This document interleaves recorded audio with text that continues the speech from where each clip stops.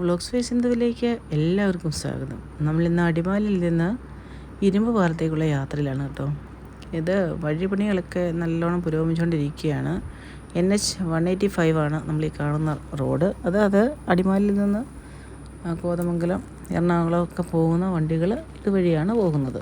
അപ്പോൾ വലിയ ഹൈവേ ആണ്, നാഷണൽ ഹൈവേ ആണ്.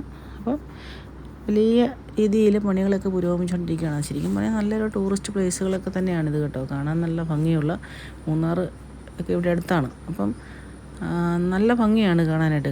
ഈ കാഴ്ചകളൊക്കെ നമുക്ക് കാണാനായിട്ട് ഇവിടെ ഒത്തിരി കാഴ്ചകൾ കാണാൻ സാധിക്കും. ഇതൊരു പാർക്കാണ് കേട്ടോ. അപ്പോൾ ഈ പാർക്കിനെ കുറിച്ചുള്ള വിശദ വിവരങ്ങളും ഒരു വീഡിയോയും പിന്നീട് നമുക്ക് ചെയ്യാവുന്നതാണ്. ഇന്ന് നമ്മൾ ഈ ദേവിയാർ കോളനിയിലേക്ക് പോകേണ്ടത് കൊണ്ട് അല്പം ലേറ്റാണ്. അതുകൊണ്ട് നമ്മളിപ്പോൾ ഈ പാർക്കിൽ കയറുന്നില്ല. കാണാനൊക്കെ ഭംഗിയുള്ള മനോഹാരിതയുള്ളൊരു പാർക്ക് തന്നെയാണിത് കേട്ടോ. ഇവിടെ ഒരു കാട്ടുപോത്തനെയൊക്കെ നിർത്തിയിട്ടുണ്ട് അവർ. ഒറിജിനലല്ല എങ്കിലും. അപ്പോൾ നമ്മൾ ദേവിയാർ കോളനിയിൽ എത്തി. ഇവിടെ ഒരു പ്രാഥമിക ആരോഗ്യ കേന്ദ്രത്തിന് മുന്നിലാണ് നമ്മൾ എത്തിയിരിക്കുന്നത്. അപ്പം ഈ ഹോസ്പിറ്റലുകളൊക്കെ കണ്ടു കഴിയുമ്പോൾ തന്നെ അറിയാം, പണ്ടത്തെ ഗവൺമെൻറ് സംവിധാനം പോലൊന്നും അല്ല ഇപ്പോൾ. ശരിക്കും എല്ലാം മാറ്റം വന്നിട്ടുണ്ട് കേട്ടോ. ഇതൊരു പ്രാഥമിക ആരോഗ്യ കേന്ദ്രമാണെങ്കിലും ഇവിടെ എല്ലാ രീതിയിലുള്ള പ്രവർത്തനങ്ങളും ഇവിടെ നടക്കുന്നുണ്ട് കേട്ടോ. നല്ല രസമായിട്ടുള്ള ഒരു കെട്ടിടം, കാണാനൊക്കെ ഭംഗിയുള്ളൊരു സ്ഥലങ്ങൾ ഒക്കെയാണ്. ഗ്രാമീണതയുടെ ഒരു ശരിക്കും പകർപ്പ് തന്നെ നമുക്കിവിടെ കാണാനായിട്ട് സാധിക്കും. അപ്പോൾ നമ്മൾ ഒരു ക്ഷേത്രത്തിൻ്റെ അടുത്തേക്കാണ് പോകുന്നത് കേട്ടോ. നമ്മൾ അക്കരെ നമുക്ക് ക്ഷേത്രം കാണാമെന്നുണ്ടെങ്കിലും ഇത് ഇറങ്ങി പോകേണ്ട വഴി നമ്മൾ കാണുന്നില്ലാത്തതിനാൽ വഴിയൊക്കെ ഒന്ന് നോക്കി പോകാം. നമ്മൾ ഈ വഴികളൊക്കെ കണ്ടോ, രണ്ട് സൈഡും ശരിക്കും പറഞ്ഞാൽ ഒരു സംരക്ഷണ ഭിത്തിയൊക്കെ കെട്ടി ആ സൈഡ്, അതുപോലെ തന്നെ ഇവിടെ നോക്കിയ മണ്ണ് റോഡിലേക്ക് ചാടാതിരിക്കാൻ വേണ്ടിയിട്ടുള്ള സംരക്ഷണ ഭിത്തികളൊക്കെ അങ്ങനെ ചെയ്യുന്നു. എത്ര വീതിക്കാണെന്ന് നോക്കി ഈ വഴികളൊക്കെ എടുത്തിരിക്കുന്നത്. നല്ല ഭംഗിയുള്ള സ്ഥലമാണ് കേട്ടോ. ശരിക്കും ഇവിടെ ഒന്നും മിസ് ചെയ്യാതെ ഇടയ്ക്കൊക്കെ ആളുകളൊക്കെ ഈ വഴിയൊക്കെ ഒന്ന് യാത്ര ചെയ്യുന്നത് നന്നായിരിക്കും കേട്ടോ. കാണാനൊക്കെ ഭംഗിയുള്ള സ്ഥലമാണ്. അപ്പം നമ്മൾ ഇക്കരെ കടന്ന് ആറിനിക്കരയൊക്കെ കടന്ന് ഈ ക്ഷേത്രത്തിൻ്റെ മുന്നിലെത്തി ചെറിയൊരു ഫോട്ടോയൊക്കെ എടുത്തിട്ടുള്ളൂ. ഈ ഉത്സവമൊക്കെ കഴിഞ്ഞൊരു സമയം അതുകൊണ്ട് കുറേയധികം സാധനങ്ങളൊക്കെ ഇവിടെ ഉണ്ട്. അതുകൊണ്ടോ ഒരു ആറ് കണ്ടോന്നേ, എന്ത് രസമാണെന്ന് നോക്കി. ഇത് നല്ലോണം വെള്ളം ഒഴുകുന്നൊരു സ്ഥലമാണിത് എന്നാണ് അവർ പറഞ്ഞത്. അപ്പം നമ്മൾ ഈ പാലം കടന്ന് വേണം ഈ ക്ഷേത്രത്തിലേക്ക് പോകാനായിട്ടൊക്കെ. നമ്മൾ തിരിച്ചു പോവുകയാണ്. അപ്പം ജസ്റ്റ് നമുക്കിവിടെ ഒരാളെ ഉണ്ടായിരുന്നു. ആളെ കണ്ടതിന് ശേഷം നമ്മൾ തിരിച്ചു പോയിക്കൊണ്ടിരിക്കുകയാണ്.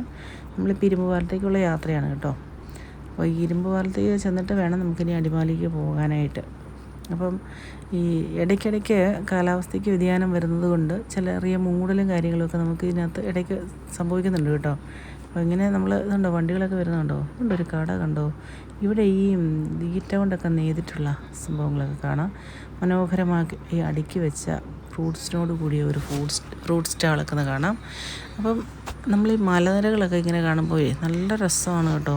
ഇവിടുത്തെ ഇടുക്കിയുടെ ഭംഗി എന്ന് പറയുന്നത് ഒരു പ്രത്യേക ഭംഗിയാണ്. അപ്പോൾ അത് നമ്മൾ കണ്ടറിയണം, പറഞ്ഞറിയിച്ചാലൊന്നും അത്രത്തോളം നമുക്ക് മനസ്സിലാകുകയില്ല. അപ്പോൾ എൻ്റെ ഒരു സുഹൃത്തുണ്ട് അമേരിക്കയിൽ, എൻ്റെ ആലീസ്. അപ്പോൾ അവൾ എന്നോട് ഇടയ്ക്കിടയ്ക്ക് പറയും ഇവിടെയുള്ള ഈ യാത്രകളൊക്കെ പോകുമ്പോൾ ഇതൊക്കെ ഒന്ന് പകർത്തണമെന്ന്. ഇപ്പം നമ്മൾ ഒരു 250 മീറ്റർ അപ്പുറം വന്നപ്പോഴൊന്നും മഴയില്ല, വെയിലായിരുന്നു. പക്ഷേ ഇങ്ങോട്ട് മാറിക്കഴിഞ്ഞപ്പോഴത്തേന് അടിമാലി സിറ്റിയിലേക്ക് നമ്മൾ വന്നു. ഈ സിറ്റി ഒന്ന് ഷൂട്ട് ചെയ്യാൻ വേണ്ടി വന്നതാണ്. പക്ഷേ ഇവിടെ വന്നപ്പോൾ ഇവിടെ മഴയായിരുന്നു. ഇവിടെ ഭയങ്കര മഴയാണ്. പെട്ടെന്ന് വന്ന മഴയാണെന്ന് എനിക്ക് തോന്നുന്നു കേട്ടോ. വലിയ മഴയാണ് പെയ്യുന്നത്. എന്തായാലും സിറ്റിയുടെ മറ്റൊരു സൈഡിലേക്ക് എത്തിച്ചേരുമ്പം, ഈ ടൗണിൻ്റെ മറ്റൊരു സൈഡിലേക്ക് നമ്മൾ എത്തിച്ചേരുമ്പം ഇവിടെ മഴയ്ക്കൊക്കെ ഇച്ചിരി കുറവുള്ളതായിട്ട് നമുക്ക് കാണാൻ സാധിക്കുന്നുണ്ട്. അപ്പോൾ ചില സ്ഥലങ്ങളിൽ മാത്രമേ ഇപ്പം മഴ നല്ലോണം കാര്യമായിട്ട് പെയ്യുന്നുള്ളൂ തോന്നുന്നു കേട്ടോ. എന്താണെന്നറിയില്ല, നല്ലോണം മൂടി കെട്ടി ഭയങ്കര ഒരു വല്ലാത്തൊരവസ്ഥയിലേക്ക് നമ്മൾ എത്തിയ പോലുണ്ട്. നല്ല രസമാണ് കാണാനായിട്ട്. നമ്മൾ എന്തായാലും നടന്ന് ഒരു ദിവസം ഈ അടിമാലിയെക്കുറിച്ചുള്ള വിവരങ്ങൾ നമ്മൾ പറയുന്നതായിരിക്കും കേട്ടോ.